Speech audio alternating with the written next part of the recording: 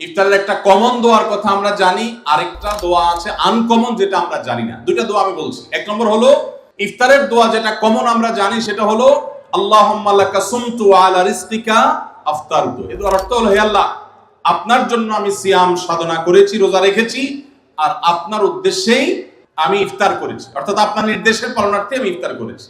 এই যে আল্লাহুম্মা লাকা সুমতু ওয়া আলা রিজকিকা আফতারতু, এটা ইফতারের একটা দোয়া। আরেকটা দোয়া হলো যাহাবা যামা ওয়াবতাল্লাতিল উরুক ওয়া সাবাতাল আজরু ইনশাআল্লাহ। অনেকে এটা জানেন, মাশাআল্লাহ।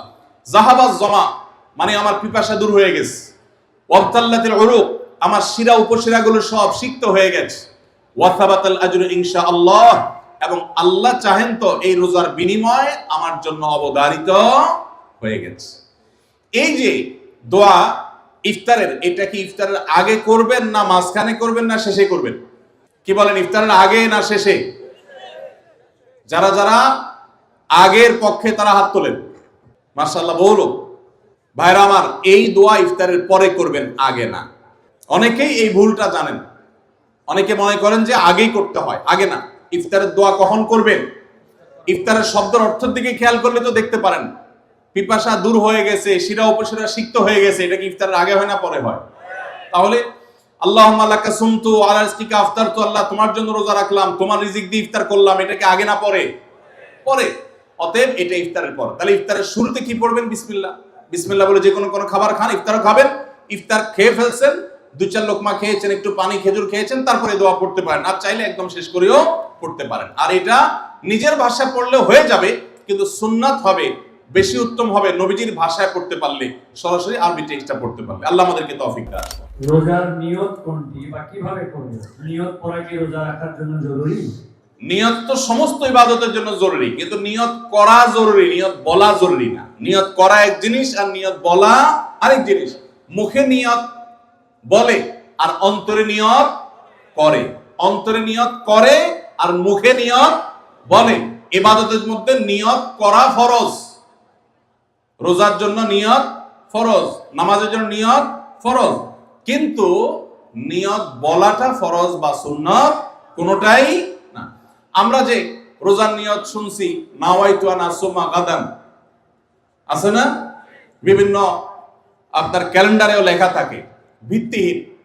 নবী করিম সাল্লাল্লাহু আলাইহি সাল্লামের কোন জয়ীফ জাল হাদিসেও এরকম রোজার কোন নিয়তের কথা কোথাও বর্ণিত হয় নাই।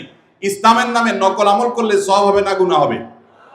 খবরদার। এই জন্য আমরা মেহেরবানি করে, আমি কি জন্য ভোর রাতে উঠছি? সারি খেতে উঠছি। সারি খেতে উঠছি মানে কালকে রোজা রাখবো, এটাই তো আমার নিয়ত। মনের ইচ্ছা আছে, ইন্টেনশন আছে, এটাই নিয়ত। মুখে আলাদা নিয়তের উচ্চারণ দরকার নাই। প্রথম প্রশ্ন এসেছে, রমজানে মাঝে মাঝে তারাবির নামাজ ছুটে যায়। যদি আমার তারাবির নামাজ ছুটে যায়, এতে কি আমার রোজা আদায় হবে বা রোজার পূর্ণতাতে কোনো সমস্যা হবে কিনা? ভাইরা আমার, রমজান মাসে তারাবির নামাজ না পড়লে আমরা অনেকে মনে করি যে তার রোজাতে বোধহয় অসুবিধা হবে। এটা সম্পূর্ণ ভুল ধারণা। তারাবি একটা ইবাদত, রমজানের রোজাটা আরেকটা ইবাদত। যেহেতু তারাবি না পড়লেও রমজানের রোজা হয়ে যায়, তাহলে তারাবি পড়ার কি আর দরকার আছে? কেন? রোজা তো হয়ে যাবে। আলাদা ইবাদত।